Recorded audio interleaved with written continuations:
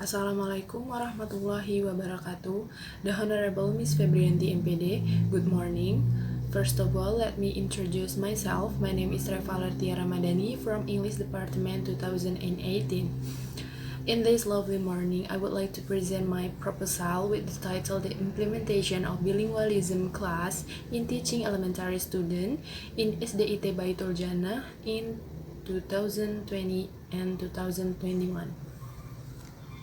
Well, now I will start my presentation. Education is one of human resource elements. It is absolutely needed by the society. Every single citizen has right to get education. The facts in society show that people rely much on formal institutions, such as school, to give the best output that can be used in real life and improve the quality of living in this competitive world. To compete with other countries, we should know their language. To be bilingual seems prestigious studies because most of people dream to be master in two or more foreign language. The acquiring two language seems important in the current era of globalization. Bilingual is one of the international market demands that requires someone to be expertise more than one language, especially international language like English. So many people dream of understanding two languages as the investment in the future to get a higher job.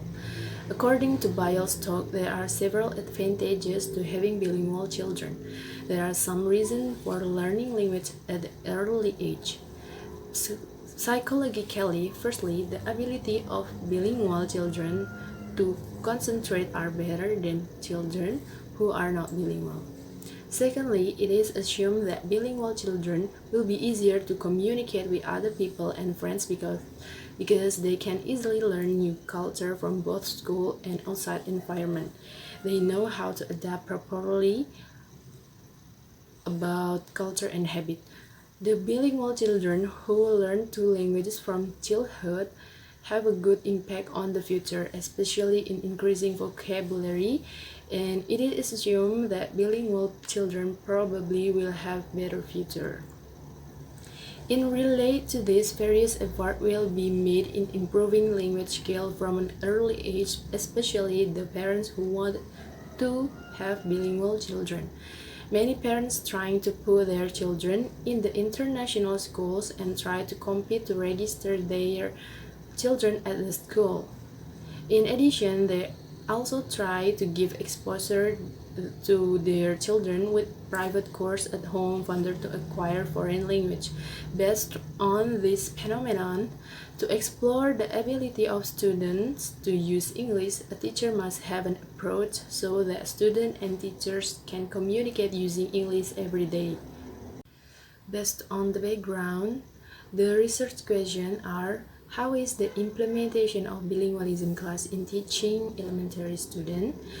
And two, what are the teacher approach to exploring bilingual interaction in bilingual students? The objective of research are to describe the implementation of bilingualism class at SDIT Baitul Jannah. Second, to describe teacher approaches to exploring bilingual interactions in teaching bilingual students at SDIT Baitul Jannah. The use of research are theoretical benefits and practical benefits. The theoretical benefits are increasing knowledge about the process of implementing bilingual theory in bilingual class. Second, to improve children's language skill, especially English. For the practical benefits are for the school, for the teachers, and for the other schools. The clarification of key terms.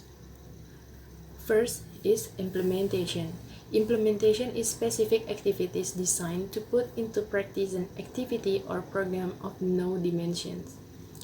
Second, bilingualism. Bilingualism is someone who is able to use more than one language. Everyone who can use two languages, such as using Indonesian and English, in communicate is called bilingual. And the last, elementary student. Elementary students are usually 6 years to 12 years old. Based on this statement, elementary students are categorized as young learners. Now we move to Chapter 2, Review or Related Literature. First, teaching for English elementary students. Learning English is also a positive experience for children. In this teaching, a teacher observing and deciding students' strengths and weaknesses that would be needed for understanding to what extent the ability of children in a certain age so that the teaching methodology is appropriate. 2. Bilingualism. I will explain the definition of bilingualism and give you the types of bilingualism programs. The definition of bilingualism can be defined as someone who can control two languages. Bilingualism shows that there is a point where the speaker can produce a complete and reliable speech in another language. That means someone who can use two or more languages alternately is bilingual. And the types of bilingualism programs are 1. Simultaneous and successive bilingualism. According to McLaughlin states that children who are under the age of 3 cannot be said to be bilingual even though they speak two languages at the same time. Both languages are still considered to be the first effective language, although they may dominate in certain situations or with certain people. 2. Additive and subtractive bilingualism. Bilingualism develops when two languages and cultures have a positive and complementary impact on children's development. Subtractive bilingualism states that the level of achievement of bilingualism will describe several stages in the approach of the related ethnic and cultural languages. 3. Balanced bilingualism. Balanced bilingualism has a variety of ways for different authors. Balanced bilingual is someone who has the same ability in two languages. A balanced bilingual person has a level of ability between a first language and the second language. And the last is ESL, or English as Second Language. In bilingual classroom, English as Second Language is one type of bilingual program in which English language learners learn how to use English at school even though sometimes there is a bit of native language they use. Now we move to the third theory about bilingualism and young learners. Many experts believe that learning languages before the age of 10 that allows children to speak right and be fluent as native speaker. Bilingual student is the best time because in childhood the absorption of two languages will be easier than adults. Thinking at the age of children can also be called the golden age, that children are easier to understand two languages at the same time. The fourth of related literature is the implementation of bilingualism class in teaching elementary students. In the book of Foundation of Bilingual Education and Bilingualism, written by Colin Baker, there are several language allocations in implementing bilingual classroom, namely language separation and concurrent use of language in a lesson. First is language separation. It requires clear language separation between the first language limit and the second language. Within the bilingual classroom and its curriculum, to maintain a second language or minority language, there must be differences in the use of each language. According to Williams, the first language and the second language are equally important in development. The language must have different allocation in the purpose of transmission and curriculum. The second is concurrent uses of language in a lesson. Lessons in many bilingual classrooms frequent change between two languages or more are habits. The use of two languages simultaneously in bilingual classroom tends to be organized in practice, but rarely as predetermined teaching and learning strategies. Jacobson argues that sometimes the integrated use of both language rather than language can be a value in learning. Intentional and structural use of two languages in the lesson has certain problems that will be considered later. Now, this is the last related literature. The teacher approach to exploring bilingual interaction in bilingual students. According to May Lidisgord and Ryan Wee, Pointer state there are two approaches used by teachers in teaching bilingual class to exploring bilingual interaction, namely self-tutoring interaction and translanguaging as bilingual pedagogy. The first self-tutored interaction is an approach in which the teacher modifies and gives simpler instruction to make it easier for students to learn in a second language to be more easily understood. According to Howard Salter, learning strategies have been shown to support second language acquisition and provide access to the core curriculum for emerging bilingual teachers. Second, translanguaging is the process whereby multilanguage speakers utilize their languages as an integrated communication system. According to Gracia, is a common, natural, and typical feature of bilingual behavior. Bilinguals show that translating language is a way to make meaning in their multilingual world, and that they are involved in the use of hybrid language systematic strategies involved and the process that makes sense and normative expression of bilingualism.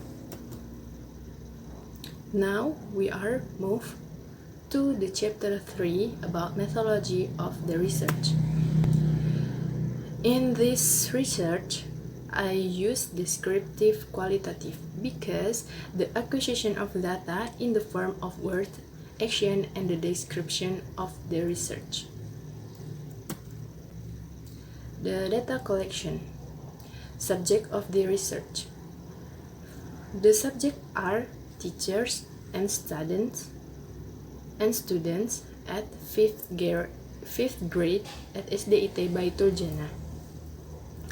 The source data. There are two sorts of data. First is main data and the second is supporting data. Main data is all people related to the implementation of bilingual class. All people related to implementation of bilingual class, it's like teacher, student, the headmaster, etc. The last is supporting data. To obtain appropriate data and support this research, then data sources are needed, including source of data like notes, transcript, document, and so on that have something to do with the research that the writer did and the media used in bilingual class. Technique of data collection. The technique that I used to collect the data are interview, observation, and documentation. Interview, according to Bogdan, is a set, assumption, and understanding about situation which are not normally associated with casual conversation. In this research, I interview the respondent. The respondent was teacher, 5th grade at SDIT by Turjana. The second is observation.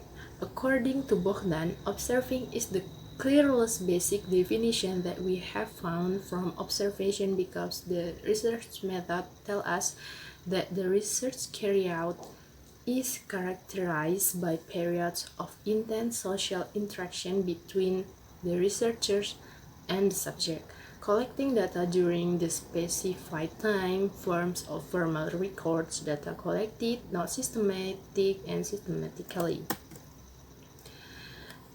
And the validity of data. I use the field notes, interview guidance, and recorder. Field notes are observers or field notes are my notes about what was the researcher seen, heard, experienced, and told during the observation session. They contain descriptive and reflective aspects. 2 is interview guidance. Interview guidance is a series of questions that must be answered by the research subject. This interview aims to find out what are the teacher's approach to exploring bilingual interaction. And the last is recorder. A recording device is useful as a tool for help during the interviews, so that researcher can concentrate on the data collection process without having to stop to record answers from the subject. The last of chapter 3 is data analysis. When I analyze the data, first thing I done is data management. First, I organize data from pre-observation, observation, and interviews based on indicators that I have done before. Then I read everything that happens on the list to get the general picture of the data that has been obtained so that researchers can know how to arrange it properly. I describe the data that can help me to the next stage in analyzing the data. After describing the data, I will classify each data into several categories based on research questions and indicators. Last, interpreting. Interpreting is a reflective, integrative, and clear aspect of dealing with research data. The researcher interprets the data every time I use several conceptual based on understanding of categories. I think that's all from me. Thank you very much for your great attention. May all those we have shared be beneficial for all of us. Thank you very much. Wassalamualaikum warahmatullahi wabarakatuh.